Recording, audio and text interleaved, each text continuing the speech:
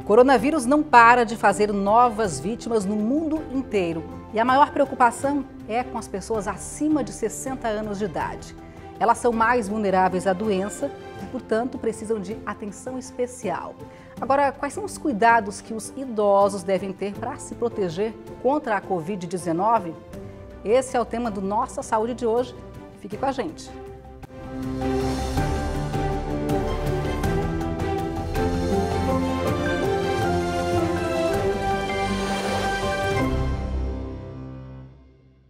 E o nosso entrevistado é o Dr. Hercílio Hepner, ele que é médico geriatra e também presidente da Sociedade Brasileira de Geriatria Seccional de Santa Catarina. Dr. Hercílio, um prazer receber o senhor aqui no Nossa Saúde. Eu quero começar perguntando por que o coronavírus é mais perigoso para os idosos. Bom, tudo bem, Rafael? Grato por ter feito esse convite, eu espero que eu consiga responder tudo que você me perguntar. Esse é um vírus um pouco diferente, não que os outros não causem problema para os idosos também. Todos os vírus anteriores também causaram morte, né? O H1N1 e os demais, o vírus influenza também. Então, assim, esse vírus ele tem parece que uma predisposição maior aos idosos. Mas também nós temos que tomar cuidado e não colocar todos os idosos no mesmo pacote.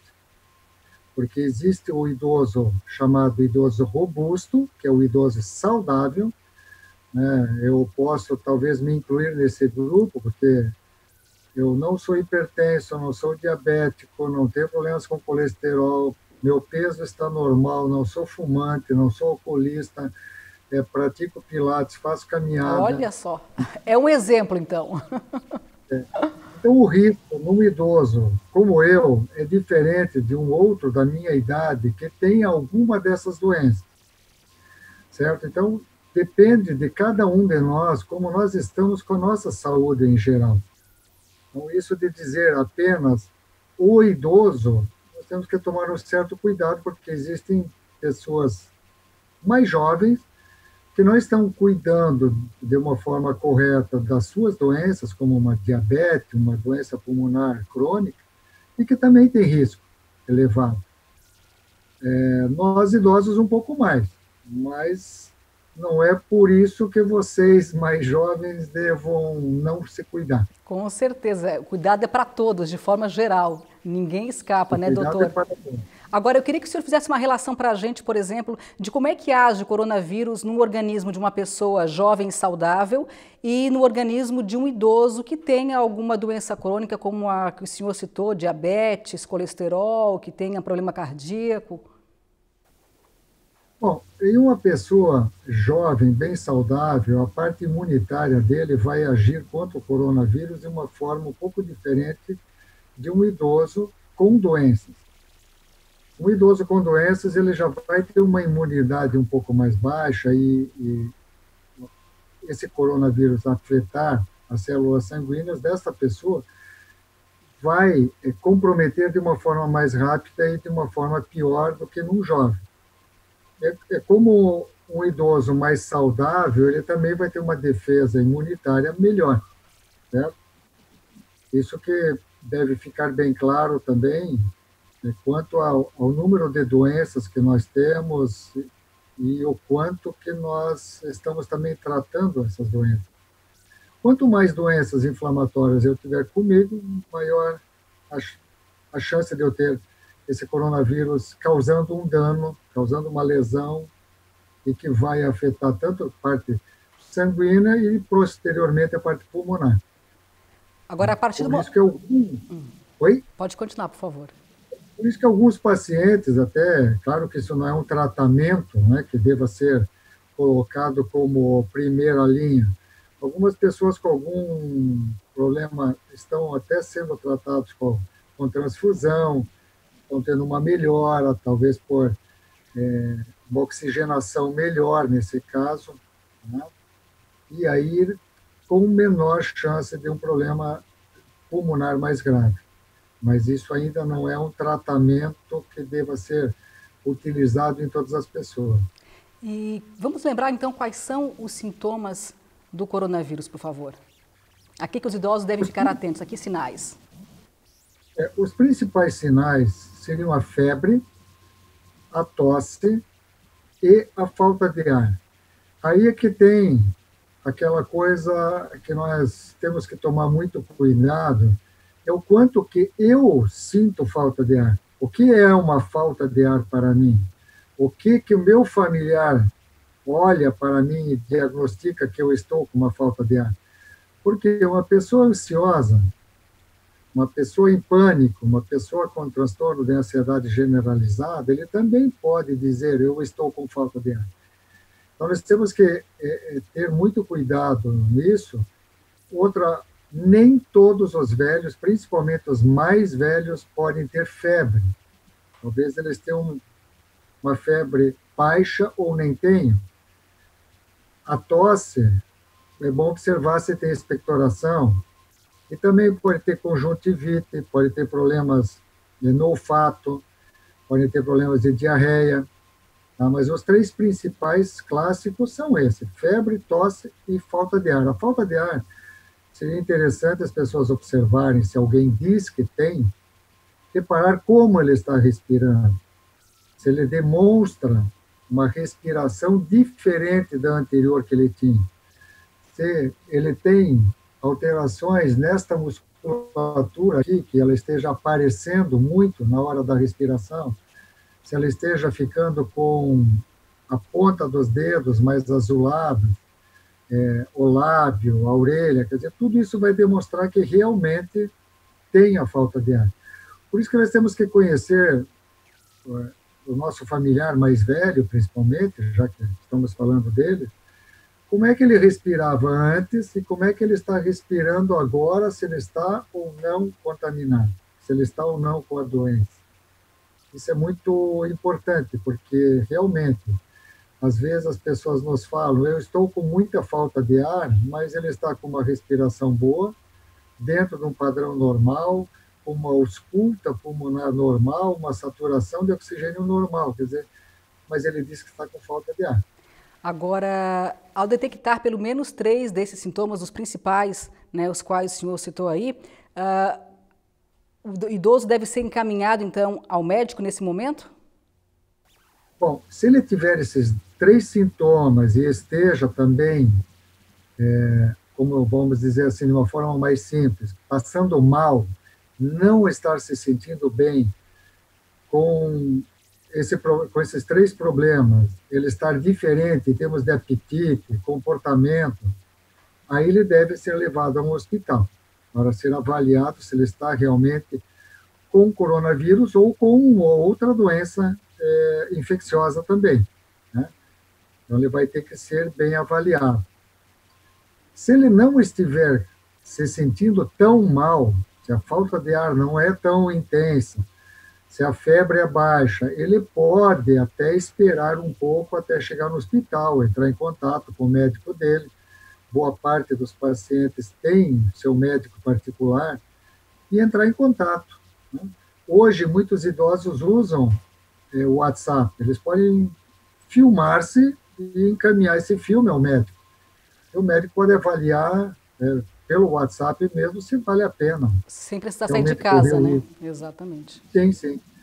Então, quem tem esse material em mãos e sabe utilizar, deve utilizar nessas horas, e o médico tem que estar à disposição. Eu sempre digo para as pessoas o seguinte: se é algo mais urgente, não mande um WhatsApp, telefone para o médico. Porque mandar um WhatsApp com tantas coisas que nós estamos recebendo nesse momento, nós podemos levar algumas horas até avaliar. Então, um problema mais grave, ligue primeiro e aí mande o filme, a foto. Doutor, conselho. Sim, pelo que o senhor tem visto por aí na nossa realidade, né, o idoso que é contaminado com coronavírus e que é encaminhado para o hospital, ele tem ficado, em média, quanto tempo internado? Se ele tiver que ficar internado, ele vai ficar numa média de 14 dias. Né? Esperamos que não precise ir a uma UTI. E, doutor, a gente sabe também que o isolamento, o distanciamento social é hoje uma das principais formas de se proteger contra o coronavírus. A gente vê muitos idosos morando com pessoas que precisam trabalhar, que precisam sair de casa.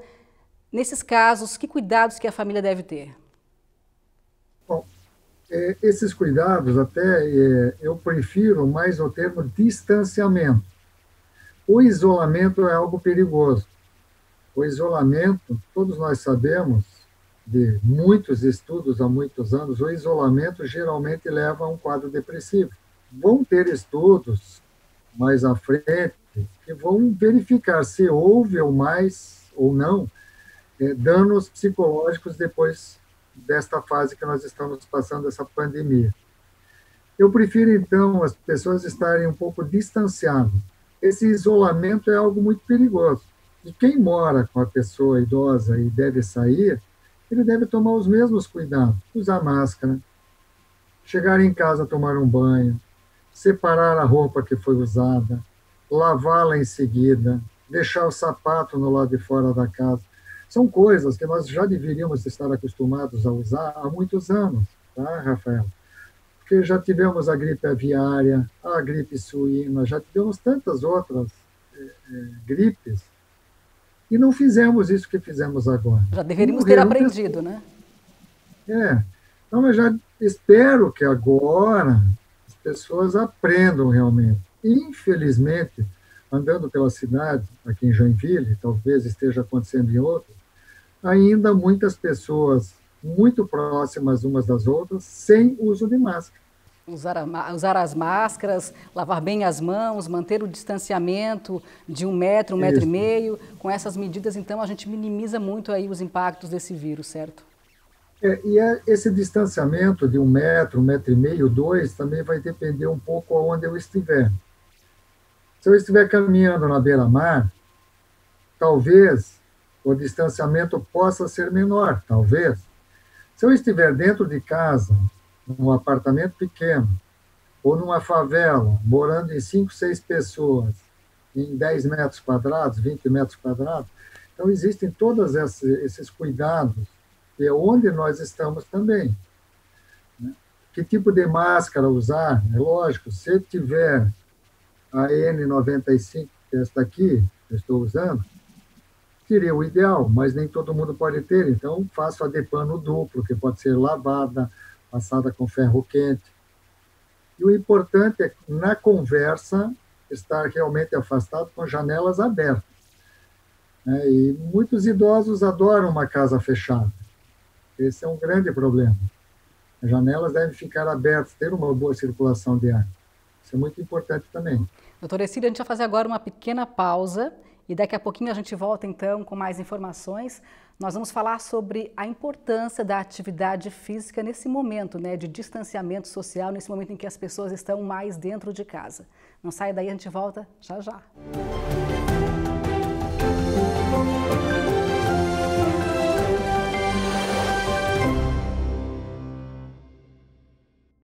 Estamos de volta com o Nossa Saúde, que está falando hoje sobre como os idosos devem se proteger contra o coronavírus. Doutor Ercílio, agora com a chegada do inverno, aumenta a preocupação com o coronavírus? Bom, agora com a chegada do inverno, não só nós vamos ficar com medo do coronavírus, como também do vírus influenza. Tanto é que o governo federal já adiantou a campanha vacinal e já estão dispostas as vacinas contra a influenza. Este ano, aparentemente, os idosos estão aceitando bem mais a vacina do que nos anos anteriores, que inclusive muitas vezes a vacina tinha que ser jogada fora porque as pessoas não estavam sendo vacinadas de forma correta.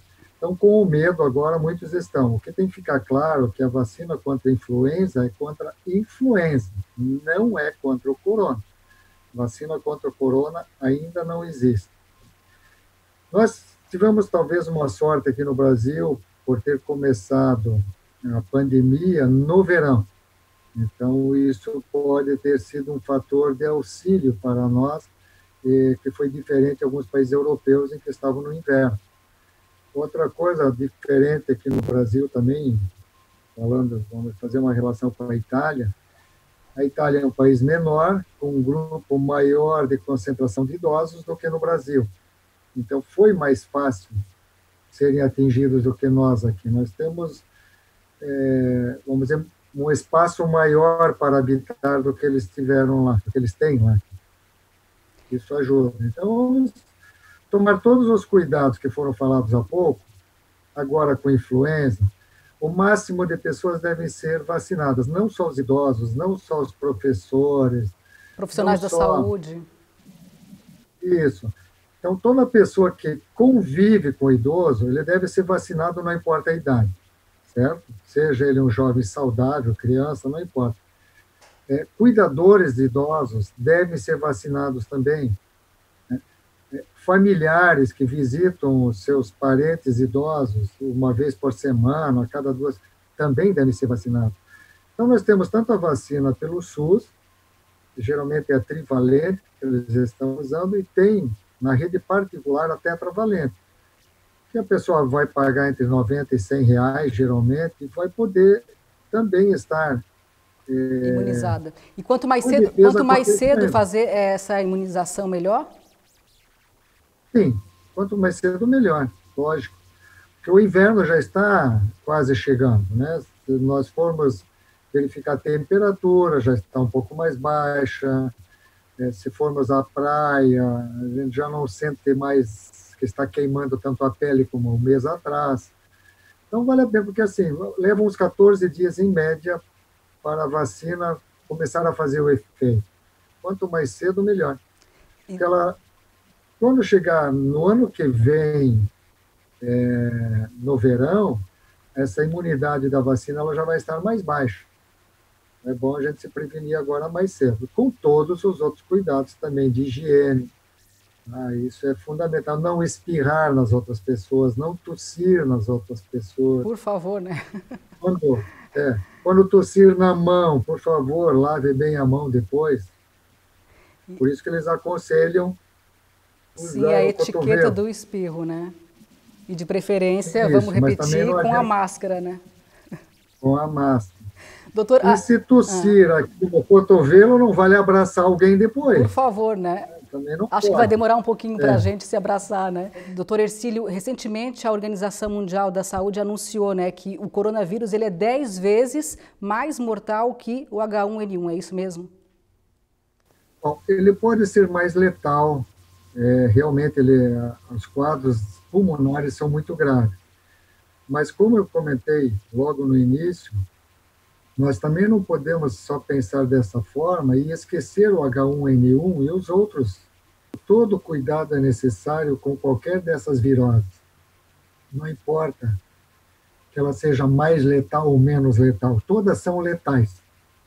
Doutor, e quais os cuidados que os idosos devem ter no dia a dia, né? Por exemplo, atividade física é recomendado? Que tipo de atividade todos os dias? Como é que seria isso? O exercício físico é algo fundamental para todos nós, seja qual for a idade. Eu fico muito triste em saber que muitas escolas não têm educação física. As universidades, como na época que eu cursei na Universidade Federal de Santa Catarina, eu tive 3 anos de educação física como disciplina. Então, agora, os idosos devem continuar com seus exercícios. Dentro de casa é possível fazer exercício também. Muitos exercícios, tanto de musculação, como de caminhada, marcha parada, pilates. Minha esposa e eu, nós tivemos 2 semanas aulas via vídeo com o professor de pilates. É viável também. Tudo hoje, com essa tecnologia que nós temos aí, é possível. E quem não tem tecnologia, andar no corredor, andar na parte inferior do prédio, tudo é possível. Não tem desculpa, né? Não. Inclusive, doutor Hercílio, a gente preparou um vídeo com algumas dicas de exercícios físicos que os idosos e também qualquer outra pessoa pode fazer dentro de casa nessa época aí de coronavírus para não ficar parado. Olha só. A Organização Mundial da Saúde recomenda para a população idosa 150 minutos de atividade física de intensidade moderada, incluindo 2 sessões de treinamento de força. A atividade física pode ser realizada em casa e deve levar em consideração dois aspectos principais. Primeiro, o papel do exercício físico no sistema imune e também na saúde mental das pessoas. Então, diversos estudos têm demonstrado um aumento da competência imunológica das pessoas, né, a partir de uma prática de médio e longo prazo, e também na saúde mental, ou seja, as pessoas sentem-se melhor fazendo exercício físico, graças à liberação de neurotransmissores como a endorfina, que nos dá essa sensação de prazer e bem-estar após o exercício.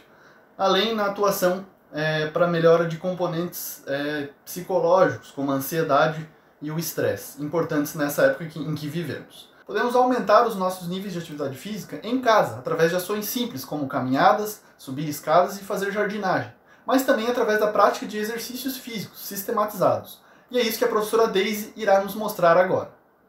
É isso aí, Fábio.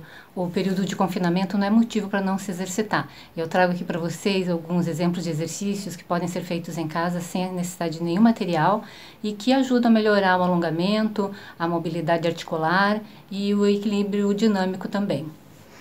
Você vai precisar, em princípio, de uma cadeira.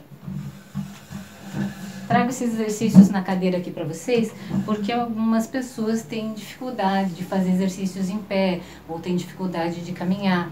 Então, dá para se exercitar sentado também. Vou mostrar para vocês aqui uma forma de se alongar sentado na pontinha da cadeira. De preferência, coloque sua cadeira apoiada numa parede ou num local que evite que ela deslize.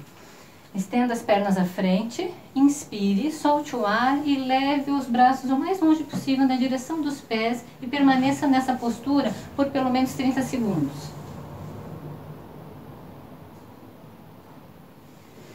Depois de 30 segundos você volta, alonga os braços acima da cabeça, conta mais 20 ou 30 segundos se você conseguir, empurrando os braços para cima e para trás, respirando sempre. E aí você pode repetir, pode fazer até 3 vezes esses 2 exercícios, 30 segundos cada. Outro exercício que você pode fazer de alongamento é usando as costas da cadeira. Você vai se apoiar nas costas da cadeira e fazer uma flexão do tronco, alinhando cabeça, braços e a coluna, pressionando o peito para baixo. Aqui você também pode contar 30 segundos, tá? Outro exercício que é interessante de fazer para vocês melhorarem a mobilidade é sentadinho na cadeira mesmo, você senta na pontinha dela e pode puxar um joelho de cada vez, tocando no chão e puxando contra o peito. Puxe o quanto for possível. Coluna reta, sempre cuidando da postura, o abdômen sempre contraído. Aqui você pode contar pelo menos 10 vezes em cada perna.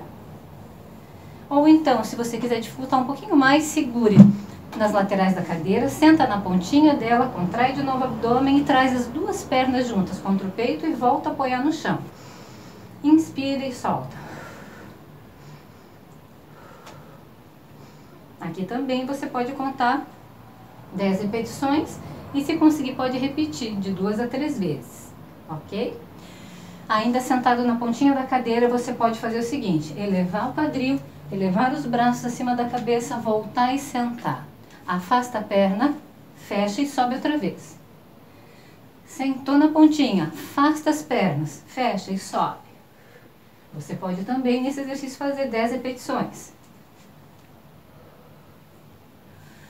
Alguns exercícios que você pode fazer em pé. Então, a gente vai deixar a cadeira de lado agora. Afaste suas pernas. Se quiser, pode afastar os braços para você ter mais equilíbrio. Puxa o joelho mais alto que você consegue enquanto se desloca lateralmente. Pode contar 10 vezes para cada lado. Você pode fazer isso também com deslocamento à frente e atrás. Puxa o joelho para frente e para trás. Puxa o joelho para cima, o pé no ponto mais alto que você puder. Faça 10 vezes para cada perna. Terminou num lado, começa com a outra perna à frente, ó, puxando o mais alto que você pode. Sempre respirando. O braço à frente te ajuda a equilibrar. Outro exercício que ajuda a melhorar o equilíbrio e a resistência é fazer flexões nos 2 joelhos, na perna de apoio e na perna que sobe. Você pode segurar o joelho à frente, ou se quiser pode fazer com os braços estendidos à frente. Se tiver dificuldade de equilíbrio, você pode fazer isso apoiando o outro braço na parede ou numa cadeira. E é isso aí. Existem outros exercícios que você pode procurar fazer, mas aqui estão alguns exemplos para você se exercitar em casa e aproveitar seu tempo durante a quarentena. Um abraço. A gente viu aí então, né, doutor, dicas de alguns tipos de atividades que as pessoas podem fazer dentro de casa e como nós falamos, não tem desculpa, né? É se mexer de alguma forma, tem que se manter ativo. E tem um grande problema que nós sofremos nessa quarentena, entre aspas, que foi o excesso de comida. É verdade. Né? Porque, felizmente, os agricultores não pararam de trabalhar, muitos pescadores não pararam de trabalhar, os caminhoneiros não pararam de trabalhar, padeiros também não. Então, muitos profissionais continuaram trabalhando, e dentre eles, esse pessoal todo envolvido com a parte de alimentação. Quando nós ficamos em casa sem trabalhar fora, nós temos tempo de preparar aquela comida que há tempo não comíamos, porque não dava tempo. É verdade, aquela comidinha caseira. Isso. Lembrando a comida da avó, da mãe, que já faleceu, vamos pegar aquele bolo, aquela carne diferente. Então, se sobrou esse tempo todo para fazermos essas comidas muito boas, sempre tem o tempo para fazer exercício também. Em qualquer hora do dia ou da noite é viável. E quais são os cuidados para manter, né, a saúde mental e emocional? O que dá para fazer no dia a dia, né, para evitar que as pessoas fiquem deprimidas, tenham crises de ansiedade? Pois é, isso foi o que nós comentamos há pouco, de não tornar a pessoa isolada. A pessoa deve ter contato com os familiares. Esse tipo de contato que nós estamos tendo aqui é viável para alguns que têm o equipamento. O telefonar, ou mandar um e-mail, mandar um WhatsApp, tem Instagram, quer dizer, hoje em dia tem Face, tem de tudo, para que as pessoas possam manter contato uns com os outros. Muitas pessoas já estão dizendo que bom que agora tem pais que voltaram a brincar com os filhos, porque tinham esquecido de brincar com os filhos. Estão reinventando brincadeiras, isso é muito importante. Então, nós não precisamos isolar ninguém, nós podemos manter o contato com essas pessoas, principalmente quem está fazendo um tratamento para a depressão, e muita gente faz tratamento para a depressão, nós temos que ter um contato quase que diário, se não diário, com essas pessoas, sempre passando alguma coisa positiva. Não falando da depressão, não falando do Covid, né? Não falando que o Covid só matou 23 mil e os homicídios matam mais de 70. Né? Procurar falar coisas positivas para essas pessoas que estão em regime de ficar em casa, em distanciamento, não isolamento. Né? Isso tudo é viável, quem sabe nós possamos até encontrar alguma maneira de melhorar um padrão depressivo de familiares. Que naquele tratamento comum de antes, possivelmente muitos familiares nem entravam em contato. Certamente. E agora, com o Covid, talvez entrem em contato e muitos possam até melhorar mais cedo. É verdade, mesmo distantes, a gente pode estar próximos, né? Pode e deve estar próximos. Né? E a tecnologia é uma grande aliada. Você está em Florianópolis, eu em Joinville, estamos conversando. Sim, mais uma vez, não tem desculpa para estar longe, né? Não tem. Doutora, a gente está encerrando a nossa entrevista. Né? O nosso muito obrigada pela sua participação aqui, por dividir tantos conhecimentos aí com os nossos telespectadores. Muito obrigada e parabéns pelo seu trabalho. Tenho 10 segundos? Tem 10 segundos, sim, com certeza. Tá bom. Não acreditem em nenhum tratamento milagroso, não acreditem em nenhum soro da imunidade, que infelizmente tem pessoas mentindo e dizendo que existe. Pessoas que não deveriam fazer isso da classe médica, mas existe. Então, cuidem-se o melhor possível com tudo que está sendo colocado em termos de higiene, de distanciamento, que é muito melhor do que remédios milagrosos.